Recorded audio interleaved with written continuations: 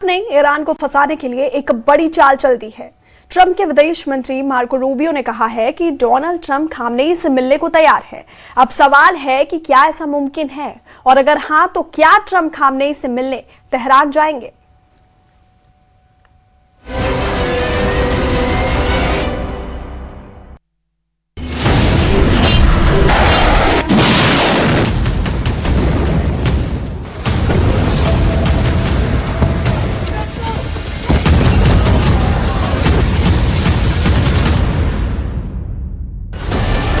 अगर missile launch होगी, क्या वो इजराइल पर फटेगी?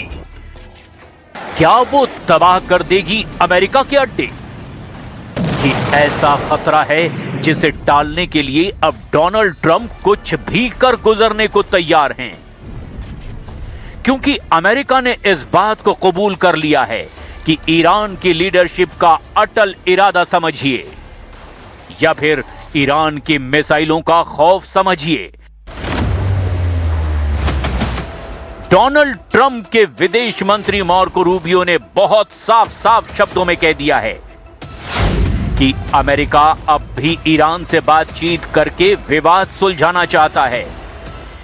अगर मौका मिला तो राष्ट्रपति डोनाल्ड ट्रंप ईरान के सर्वोच्च नेता अयातुल्ला अली खामनेई से मिलने के लिए भी तैयार हैं।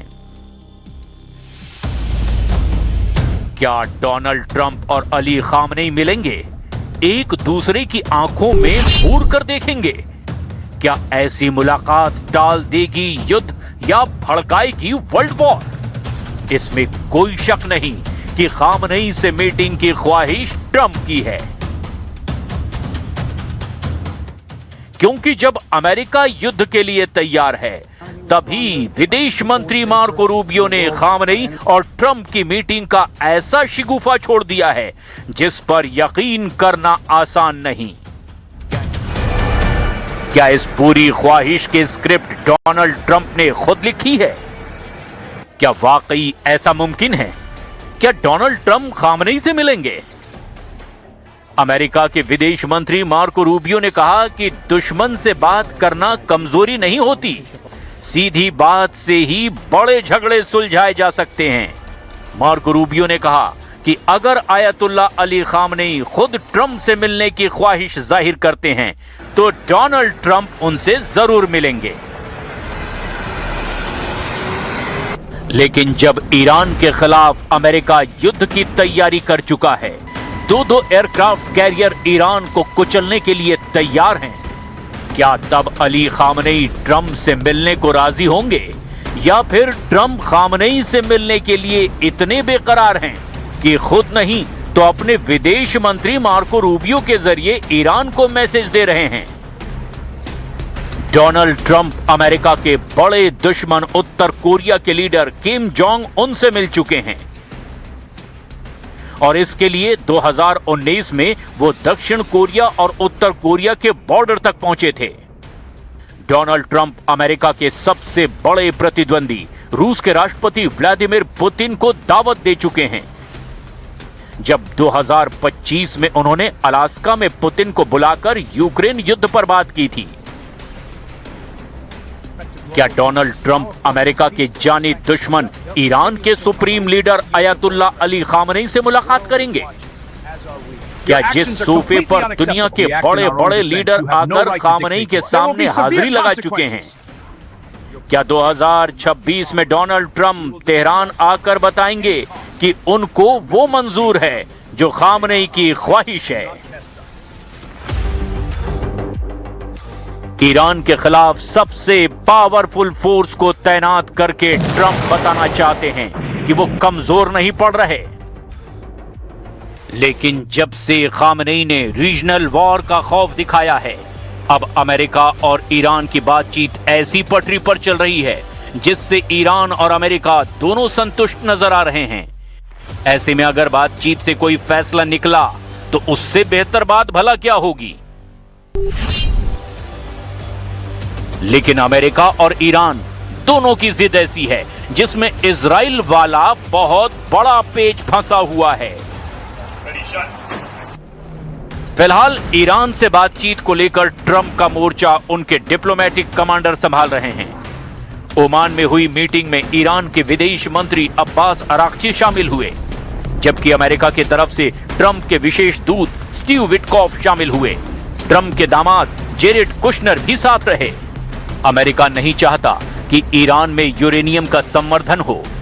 ईरान ने तब कह दिया कि संवर्धन तो ईरान में होगा ही।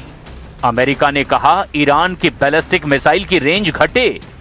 ईरान ने कह दिया मिसाइल पावर पर कोई बात होगी ही नहीं। अमेरिका ने कहा हिजबुल्लाह, हमास और हूथी से संपर्क तोड़ो। ईरान ने कहा फिलिस्तीन के मुद्दे पर कोई समझौता होगा ही नहीं। इस जवाब के साथ ईरान ने बता दिया कि वो युद्ध के लिए हमेशा तैयार है। های مسلح جمهوری اسلامی ایران پشت به پشت مملو از امیران، سرداران، افسران و سربازانی است که تا لحظه آخر از این کشور دفاع خواهند کرد. डोनाल्ड ट्रंप का कहना है कि ईरान इसीलिए बात कर रहा है क्योंकि वो नहीं चाहता कि अमेरिका उस पर हमला करे। लेकिन ईरान ने खुर्रम शहर 4 को फायर करके बता दिया कि आखिर उसका इरादा क्या है। खुर्रम शहर 4 कितनी खतरनाक मिसाइल है, इसका अंदाजा डोनाल्ड ट्रंप को भी है और बेंयामिन नेतन्याहू को भी। ईरान की मिसाइल खुर्रम शहर रेंज 2000 से 3000 किलोमीटर तक। ईरान की शाहब 3 बैलिस्टिक मिसाइल रेंज 1600 से 2000 किलोमीटर तक। ईरान की Sejjil ballistic missile range 2000 kilometre. Iran की गदीर मिसाइल और इमाद मिसाइल दोनों की रेंज 1800 किलोमीटर। जून 2025 में हुए युद्ध के बाद ईरान ने अपनी मिसाइल ताकत को फिर से बढ़ाया है, उन्हें और ज्यादा खतरनाक बनाया है। ईरान ने ऐसी मिसाइल तैयार की है जो इजराइल और अमेरिका के अड्डों को ध्यान में रखकर बनाई गई है। इनमें सबसे खतरनाक ईरान की 3 नई मिसाइल हैं जो तेज हैं और इजराइल के रडार सिस्टम को भी चकमा देना जानती हैं। ईरान की फतह हाइपरसोनिक मिसाइल रेंज करीब 1500 किलोमीटर। ईरान की हज कासिम मिसाइल की रेंज भी 1500 किलोमीटर के आसपास है और ईरान की खैबर शिकन मिसाइल भी इजराइल को अपनी रेंज में रखती है। कुल मिलाकर ईरान के पास 8 तरह की मिसाइल बड़ी खास मिसाइल हैं जो इजराइल के एक इंच को कवर करती हैं। ईरान के टारगेट पर इस वक्त इजराइल के कम से कम 25 ठिकाने हैं। इनमें परमाणु अड्डे भी हैं, इनमें मिलिट्री बेस भी हैं और ऐसे टारगेट्स पर ईरान की मिसाइलों ने जून 2025 में लगातार स्ट्राइक की थी। अब अगर इजराइल ने ईरान पर हमला किया तो खामनेई का ऑर्डर फौरन आएगा। ये बात तो ट्रंप जानती ही हैं। ईरान की हर वो मिसाइल जिसकी रेंज 1500 किलोमीटर के आसपास है वो इजराइल पर हमले के लिए बिल्कुल तैयार है। लेकिन मार्को रूबियो की मीटिंग वाली खबर से ईरान भी हैरान होगा। क्या डोनाल्ड ट्रंप तेहरान आएंगे? क्या ट्रंप अमेरिका के जाने दुश्मन ईरान के supreme leader Ayatollah Ali Khamenei से मुलाकात करेंगे? क्या जिस सोफे पर दुनिया के बड़े बड़े लीडर आकर खामनेई के सामने हाजिरी लगा चुके हैं, क्या डोनाल्ड ट्रंप भी वहीं बैठकर खामनेई से बात करेंगे? क्या वहां बातचीत होगी या फिर अगले युद्ध का द्विपक्षीय ऐलान होगा? क्या अमेरिका के विदेश मंत्री मार्को रूबियो ट्रंप के इशारे पर माइंड गेम खेल रहे हैं? जब तक अमेरिका का दूसरा कैरियर ईरान के करीब नहीं आ जाता, क्या ट्रंप ऐसे ही मुद्दों से ईरान का ध्यान भटकाना चाहते हैं? अमेरिका की आधी नौसेना अब ईरान से लड़ने के लिए खुद को तैयार कर चुकी है।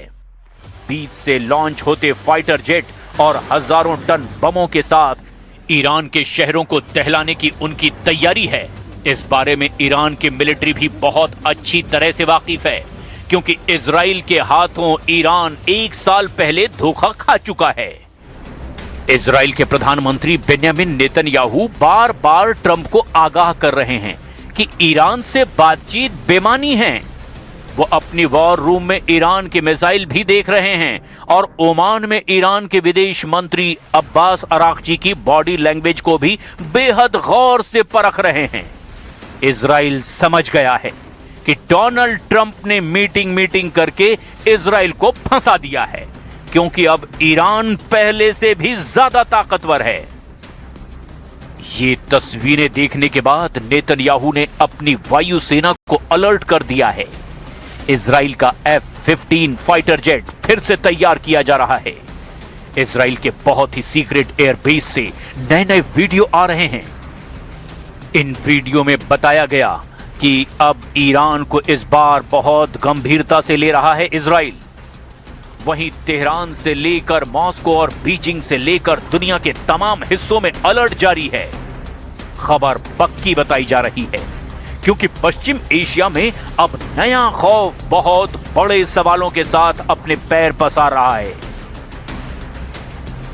नेतन्याहू ने ईरान के खिलाफ बहुत साफ वार्निंग जारी कर दी है। नेतन्याहू ने कह दिया है कि ईरान से बात नाकाम रही और वो इजराइल की मांगों को नहीं माना तो इस बार डबल ताकत से हमला किया जाएगा। और ईरान में जून 2025 से भी बड़ी ऐसी तबाही होगी जिसके बारे में उसने कभी सोचा भी नहीं होगा। इजराइल की वायुसेना लगातार ईरान पर हमले का अभ्यास कर चुकी है। तेहरान से लेकर ईरान के अड्डों पर कैसे हमला किया जाएगा, नेतन्याहू के कमांडर बार बार अपने पायलट्स को यह बता रहे हैं। क्या इस बार इजराइल के एक साथ उड़ेंगे सैकड़ों जेट, जिनमें इजराइल के सबसे खतरनाक फाइटर होंगे? नेतन्याहू ने अपनी फायर पावर भी दिखानी शुरू कर दी है। ऐसे में सवाल यह है, क्या तेहरान का ये हाल करना चाहते हैं नेतन्याहू? क्या इजराइल के फाइटर जेट बर्निंग ईरान बनाने जा रहे हैं? नेतन्याहू का दावा बता रहा है कि वो ईरान और इजराइल के युद्ध की सबसे बड़ी पिक्चर रिलीज करने जा रहे हैं, जिसमें सिर्फ आग, धमाके और जलता हुआ ईरान है।